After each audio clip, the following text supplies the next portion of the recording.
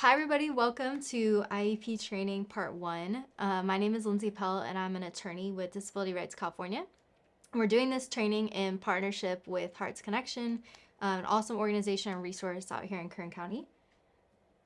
So to get started, as a welcome, we are designing this presentation to give parents and guardians an introductory overview to the special education laws and procedures, your rights and responsibilities as part of that process as a parent or guardian, and knowing what the IEP process is going to look like. So this part 1 is going to give you the general background, and then we're going to go more into depth on everything in part 2. So as an overview of the areas that we're going to cover in this presentation, we're going to cover what is an IEP, what is the process for an IEP, both getting eligible for an IEP, and then once you are eligible, what does that process look like? What is your role in that process as a parent or guardian for a student? We're going to talk about how central and important the role is of the parent and guardian. And then we'll finish up by talking about what are the local resources that can help you meet the needs of your child and of other children with disabilities as well. And what you'll notice as we go through this presentation is we're going to kind of go through it in the order that it would happen in real life. So we'll start by looking at the assessment process for eligibility, and then we'll go through and talk about the IEP meeting and the services that you can get for your child. So first off, what is an IEP? An IEP is a written plan for education and related services for students who meet the eligibility criteria for special education. The plan should contain the same required elements, which we'll talk those through, and may look similar from child to child in terms of like the structure and the format. But what we'll talk about is that it's individualized. So it will be different in many ways based on your child's specific needs and strengths. Okay, so looking now at parent participation in the IEP process. So in the law, it specifically says that parents and guardians have both the right and the responsibility to be involved in every single step of the IEP process. And so that's part of the reason behind this presentation today, is that information and understanding for parents of what the process looks like and what their rights are and how they can participate is the best way to support the parent and the child throughout the process. And what we have here on this next slide is a link to a resource that's actually published by my organization, Disability Rights California, called Special Education Rights and Responsibilities. And it's a manual that you can read through that takes you step by step through all the process. It's a question and answer format. So we try and have in there some common questions that parents might have about the IEP process, and then answers to that as well. We also have on our website some parent toolkits that provide some template letters that provide common statements you might hear from the district and how to respond to them. So that's another resource available to you as you're going through this process. So the IEP process always starts with an assessment. The goal of the assessment is to identify what are the students' needs, what are their strengths, are they eligible for an IEP, and if they are, what services and supports might they need. So how does that process of the assessment start? Well, it can start with, or it always starts with a referral. The referral can come from the school, but it's important for you to know as a parent that you have the right to refer directly for your child to be assessed. And the way that you do that is with a written request for assessment. In the request for the assessment, you want to identify what are your areas of concern, what's prompted you to request the assessment. And that both justifies to the school why an assessment is needed, but it also gives them some guidance as to what they should be assessing for within their assessment. Want to really emphasize, make sure that everything is in writing. The best way possible is by email so that you have a record that that assessment request was sent, but you can also do a letter. You can bring in a handwritten note to the school district and submit it to the front office. But the key is just the request is in writing rather than just verbally. And the reason for that is that special education laws have specific timelines that are triggered by written requests. So you'll hear kind of again and again throughout the process. A big tip is everything always in writing. Everything in writing so that you have a record of what you've submitted, and also so that you trigger those special education timelines.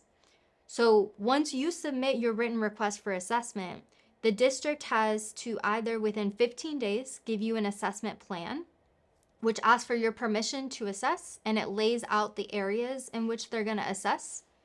Or if they're going to say no, they have to send you a letter in writing that explains why they're saying no to the assessment. So what they shouldn't be doing is having the principal call you and just say, no, we're not going to do this assessment. Or just having kind of like a one word email that just says, nope, like we're not going to grant your request. If they're going to say no, they have to give you a written explanation of why. And then, like I said, if they do say yes, you're going to get an assessment plan. It's important that when you do get that assessment plan, that you sign it and you submit it back to them within 15 days. And then that gives them permission to start the assessment process. And that assessment process needs to be completed within 60 days. So, what are some possible areas of concern that might prompt an assessment? Well, a common one that usually comes to mind for parents is academic concerns. So, the student isn't achieving passing grades in school, they're falling behind. That's usually one of the number one reasons that parents want to request an assessment so that they can get some extra support. There's other reasons that are just as critical that might prompt an assessment for a student beyond just academics. So those might be speech and language concerns. Either the child is having trouble with articulating particular letters, or that their language is struggling as well, that maybe they have trouble with reciprocal conversations or pragmatics, like requesting support that they need in the classroom. Another reason could be behavioral concerns. So you could have a student that is doing relatively well academically, but maybe they struggle with focus in the classroom. They elope from the classroom during class, or they have conflicts with adults or peers. Even if they are still doing well academically, if it's interfering with their learning in some way, that's a concern that could be assessed as part of the IEP process. Another one is social emotional concerns. So, education is not just academics, it's the student's connection with their peers. And if a student is struggling in that area, maybe with anxiety or with depression or just trouble knowing how to have social interactions with peers, that's a reason to prompt assessment as well. And the last would be developmental delays. We see that commonly with younger children, especially, that just kind of globally, they're developing at a little bit slower rate than their peers. That's another reason for assessment. And so assessments need to be done in all areas of suspected need. So if a student is struggling with academics and with speech and with behavior, the district needs to assess each and every one of those areas of need and identify what are the strengths and needs in those areas. One thing that you'll want to do as a parent is make sure that you ask, how is the assessment going to be performed? Who will be assessing the child? What types of tests and different tools are they using? And you want to make sure also that interviews with you as the parent, interviews with the child, and observations of the child in the classroom are all part of that assessment as well. So we talked about parent involvement early on, and that's no exception here with the assessment process. The parent is integrally involved in the assessment process through interviews, like I said. You're also going to receive questionnaires that are probably going to be like 200 questions long with lots of stuff for you to bubble and fill in. And then providing any outside assessments that you may have gotten for your child is another way to be involved. It's super important that you are involved throughout the process because you and your child know best what the child needs. You know who your child is, what their strengths are, what their weaknesses are, what their hobbies are, what their goals are for their lives. And while it's important to get the educator's perspective as well, because they're going to bring in additional info about your child, you and your child are really, really central throughout this process to make sure that when you get that assessment report, that it reflects who they really are. And the reason is that good assessment is the basis for good IEPs. If you don't have a good assessment of the child that really identifies what their needs are, then the IEP isn't going to be properly targeted to make sure that they're successful. So one thing to be aware of as well is that the district might have interventions available to general education students before they're even eligible for an IEP. The reason for that is that the law requires accommodations within the general education setting. That teaching can't just happen one way, but they need to recognize that students learn differently, they need different types of supports.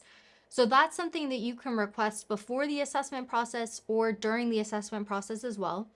The one thing that you just want to be careful of is that that is not being used necessarily as a substitute for IEP services if that's what your child needs, or as a way to delay the assessment process either. So it's supports that are really important to have, and that for some students it is enough to get supports in the gen ed setting. But just make sure that if your child does need that higher level of support, that you make that request for the assessment referral.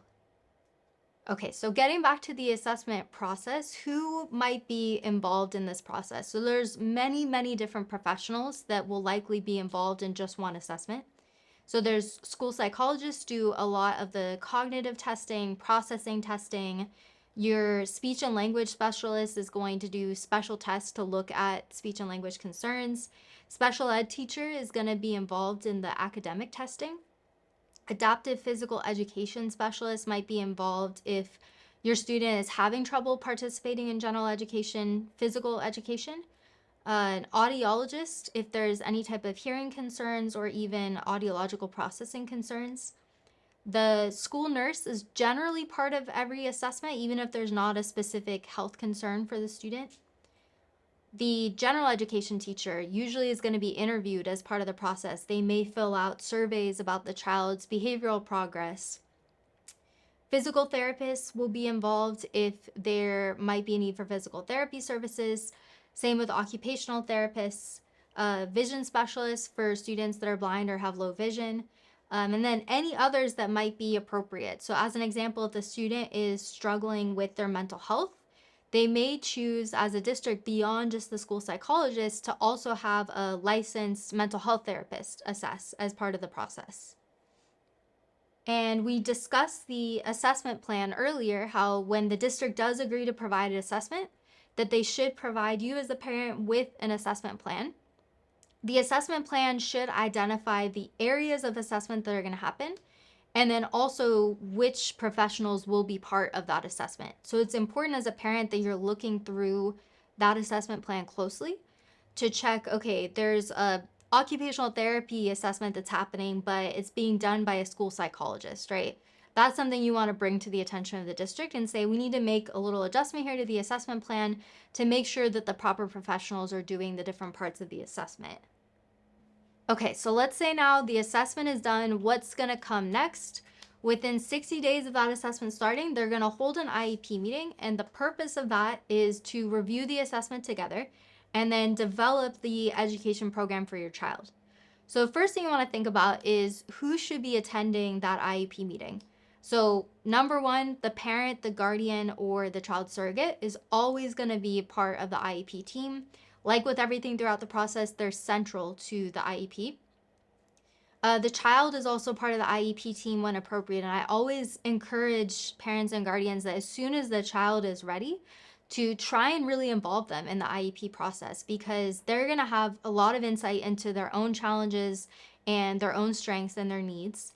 And there's going to be a lot more buy-in with the child too. If they're part of developing that IEP and they have kind of that ownership over it, they're going to feel a lot more supported in school, and they're going to feel a lot more invested in what they're being provided.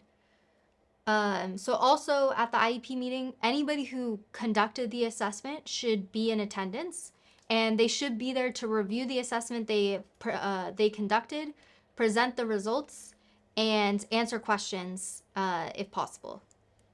So who else should be there? The special education administrator or designee also needs to be there and be part of the IEP team.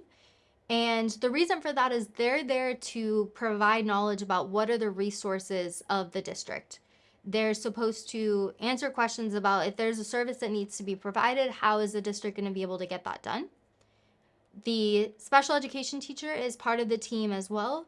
A general education teacher needs to be part of the team. And actually, even if the child were to be fully in special education for the whole day, a general education teacher still needs to be part of that IEP team. to discuss what the general education curriculum is, to discuss potential opportunities for the student to have time in general education. In addition, any outside supportive agencies should also be part of the IEP team.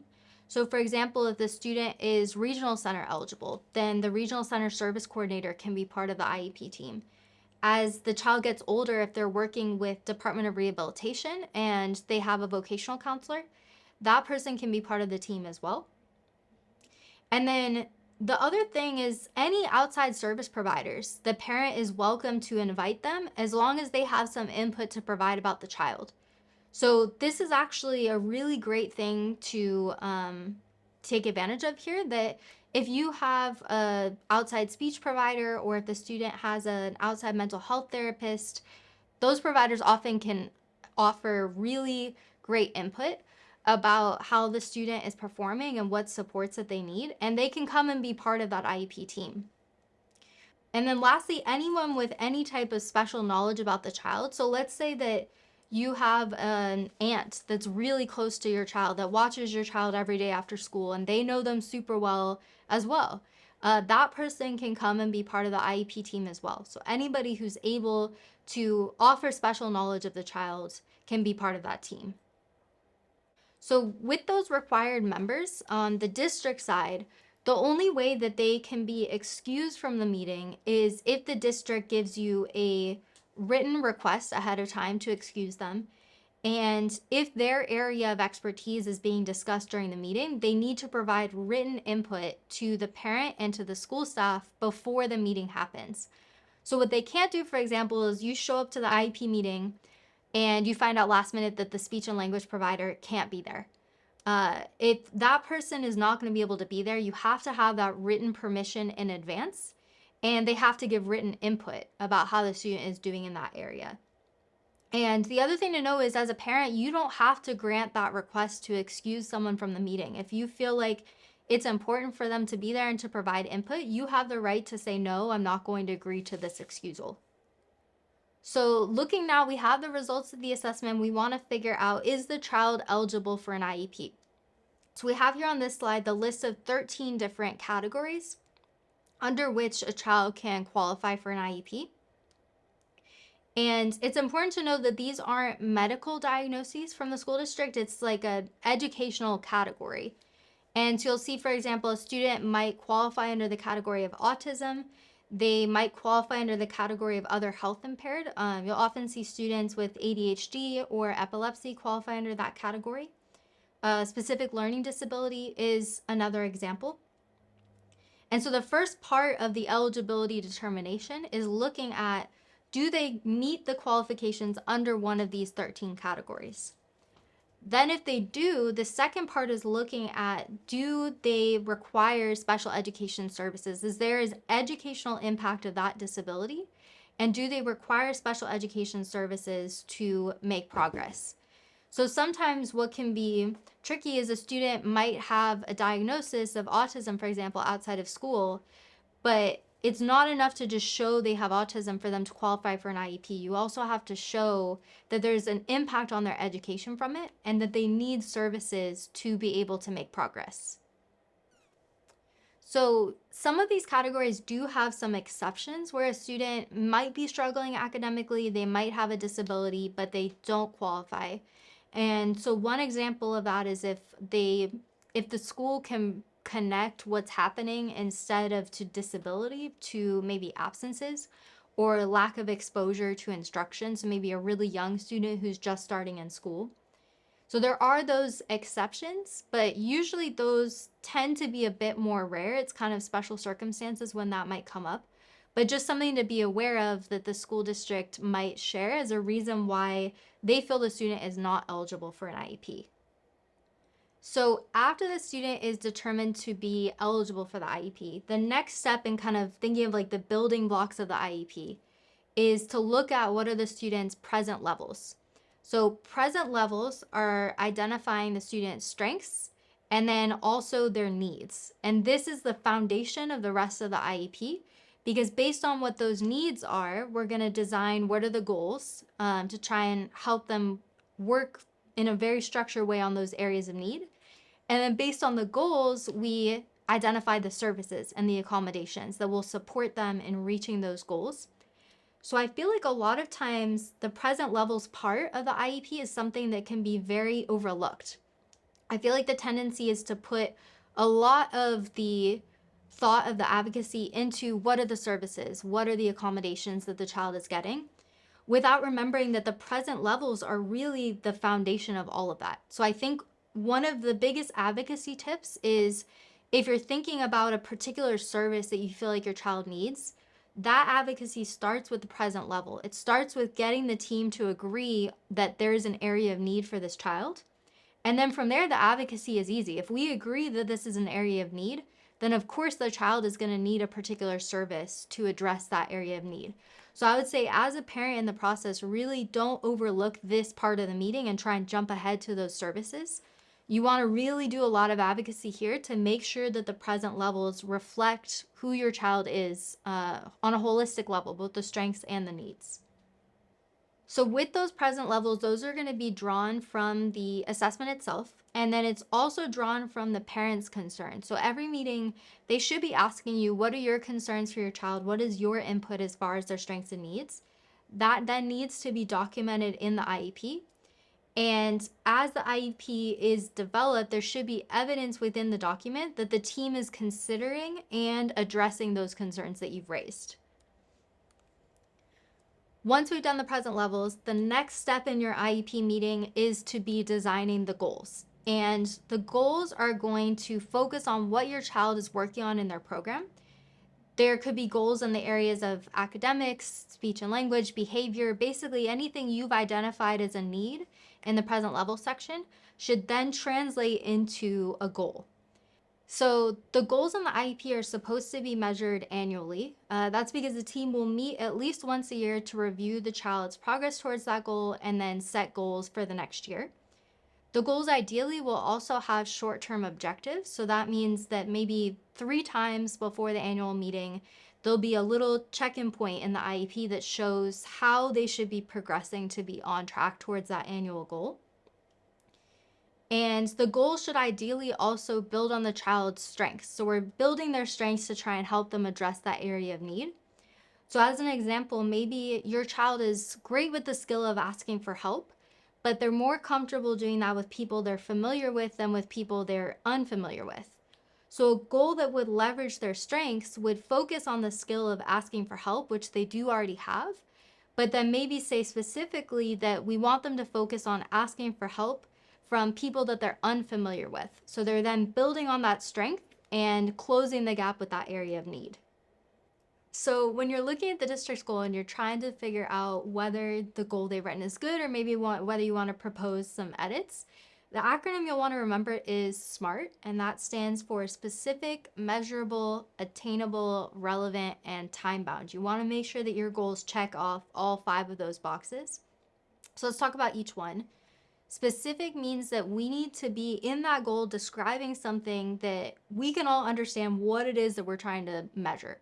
So for example, a goal that wouldn't be specific would be something like the child needs to be more social. Well, what exactly does that look like? How do we know what skill we're really trying to target here? Something that's more specific is the child will have 5 different interactions during recess every day with a peer. So now we can see something that's a little bit more tangible. The next is the goal needs to be measurable. So you notice in that example I just gave, we have a number 5, right? Typically goals will look at a percentage of accuracy and then a number of trials. So the student will do addition problems with 80% accuracy in 4 out of 5 trials. That's an example of a goal that is measurable. A goal that wouldn't be measurable is the child will make progress on addition. Well, how are we going to know what that looks like without some numbers to quantify it a bit? Attainable means that the goal is challenging for the child, but it's still realistic. So if you have a child that's in 1st grade, they're doing addition and subtraction, we're not going to want to set a calculus goal for the next year, right? We want it to be something that's possible for them, but still challenging at the same time. Relevant means that the goal is connected with what the child's needs are and the curriculum and skills that they're supposed to be working on in school. And then time bound means that we have a expected deadline that the child will achieve the goal.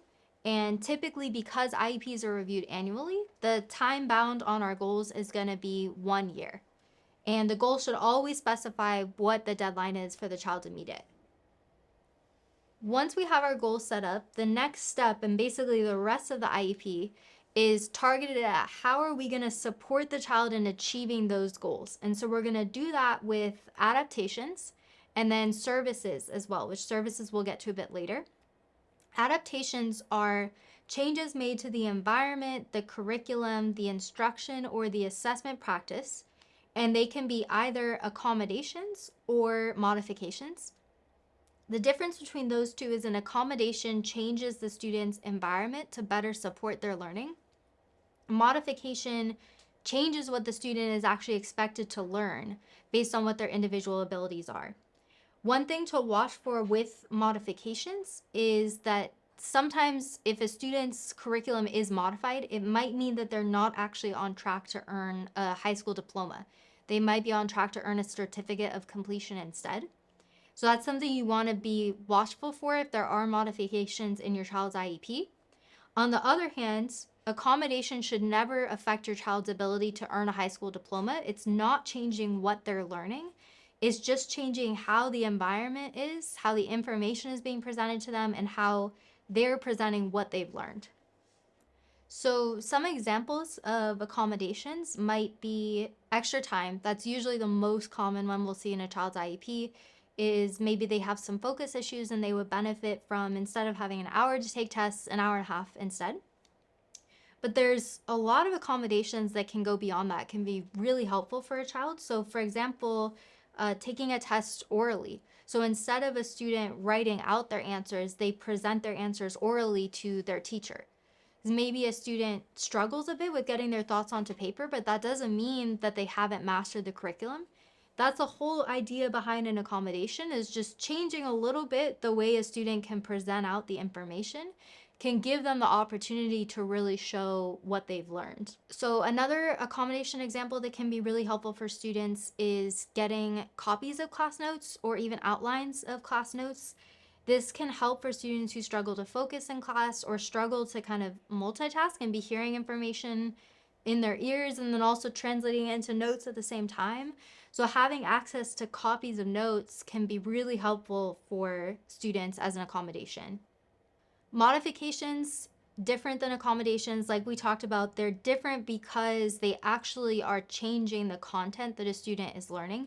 Usually it means that they're no longer receiving content that's at grade level. And the changes are made in order to provide the student with a meaningful and productive experience based on what their individual needs and abilities are.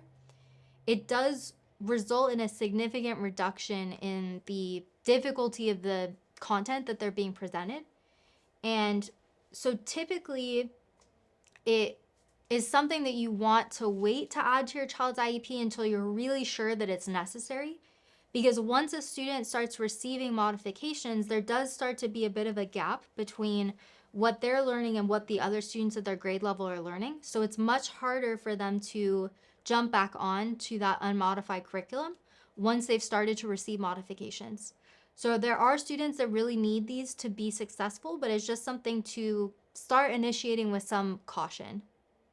So an example of a modification is the student is struggling with math. They're not able to keep up with the general education curriculum in math.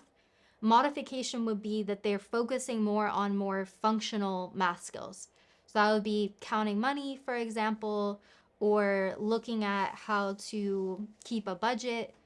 Those are things that don't necessarily align with the state curriculum, but they might be very appropriate for that child and what they're trying to achieve after graduation.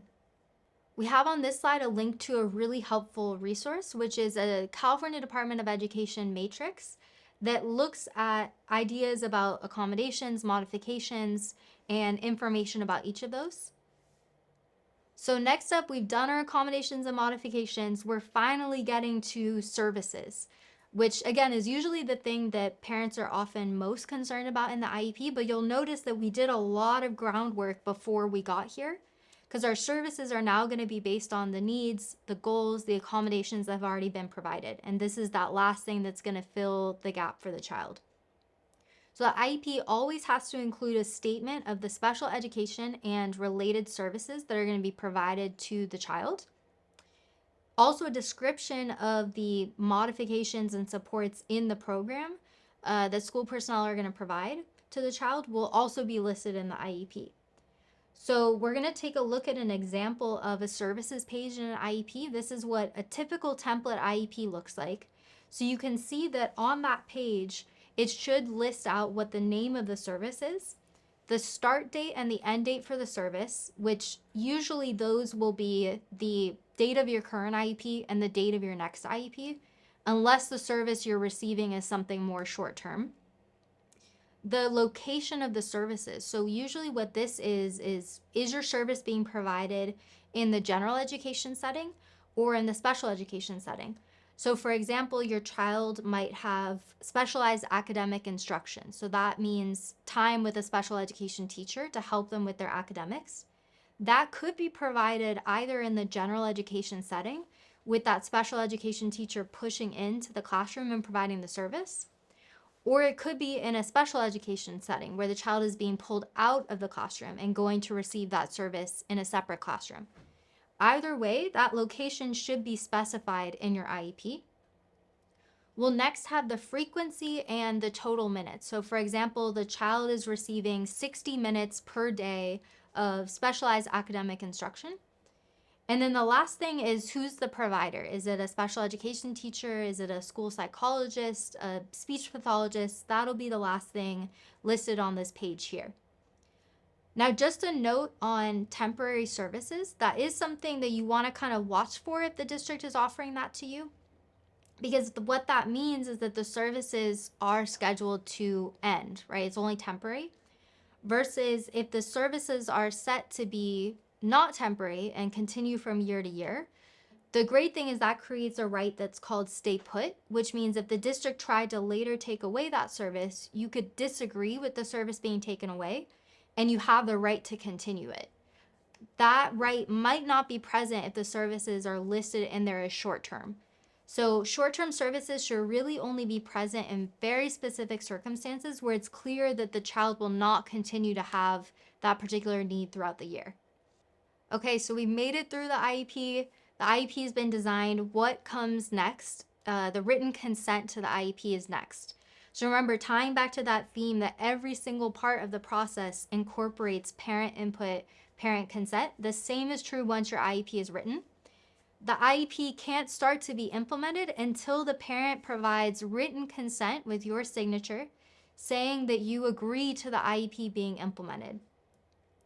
If the identification for services is the initial placement into special education, the parent can choose not to give written consent, and then that would mean that the student does not receive any special education services.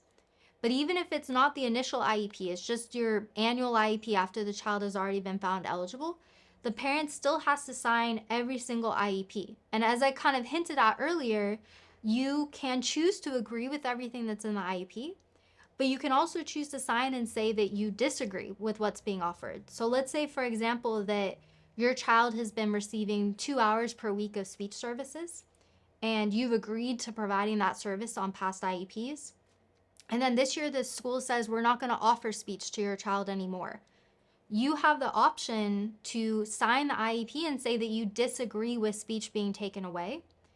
And in that case, the district has to continue providing that service until the dispute with you is resolved.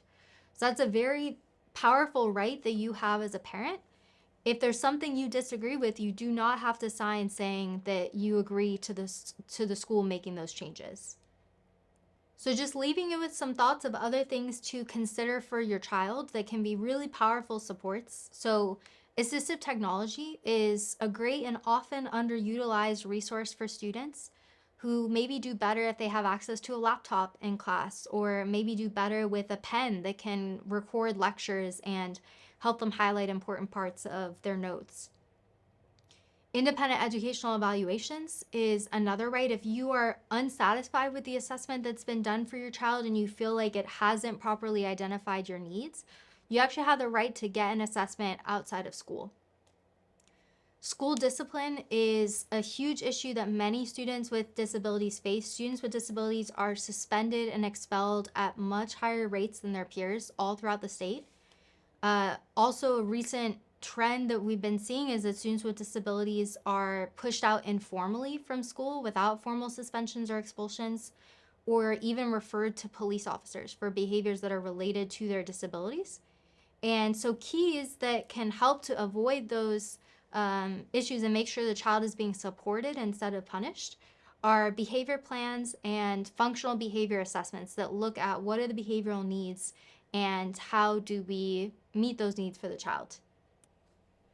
So, general advice to remember just all throughout the IEP process is always try and come into your IEP meetings as prepared as you can be. Don't agree to open an IEP meeting unless it's because you can't make the meeting time and date.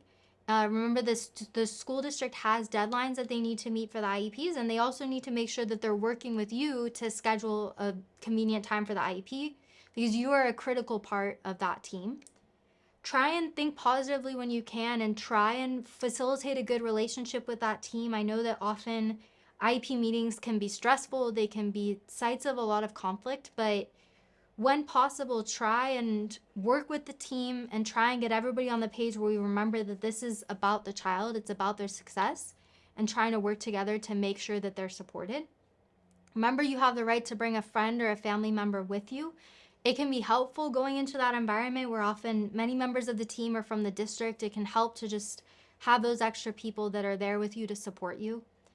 Ask questions. Often districts will go through the IEP process pretty quickly, and it's always good to give them that reminder, slow down and explain things when you need them to be explained.